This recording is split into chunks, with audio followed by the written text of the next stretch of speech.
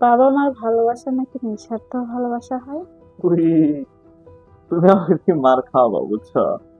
সত্যি বলাটা বিপদ, আর মিথ্যা তো আমি বলি না। শোনো, পৃথিবীতে সবাই বলে বাবা মার ভালোবাসা নিঃস্বার্থ ভালোবাসা। মায়ের ভালোবাসার সাথে তো কারো কোনো তুলনাই হয় না।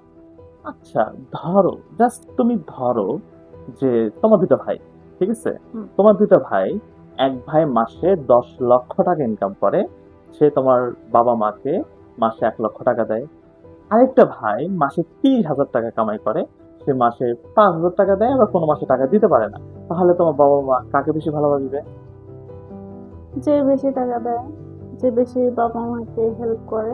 তাহলে কিভাবে পৃথিবীর সকল মানুষ বলে যে বাবা মার ভালোবাসা নিঃস্বার্থ ভালোবাসা? শোনেন, পৃথিবীতে কোনো ভালোবাসায় নিঃস্বার্থ ভালোবাসা না, সকল ভালোবাসায় অবশ্যই স্বার্থ নিয়েই গড়ে ওঠে। আর হ্যাঁ, এটা সঠিক যে বাবা মার ভালোবাসা পৃথিবীর মধ্যে সবচেয়ে বেশি, কিন্তু তার মানে এটা না যে বাবা মার ভালোবাসা নিঃস্বার্থ ভালোবাসা।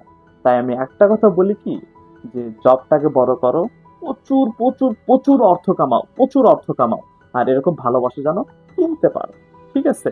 কারণ আজকের এই যুগে অর্থ ছাড়া কোনো ভালোবাসা হয় না, হবে না। এর জন্য প্রচুর ইনকাম করো, প্রচুর টাকা ইনকাম করো, যেমন এরকম ভালোবাসা তোমরা বা আমরা বা সবাই কিনতে পারি। That's right.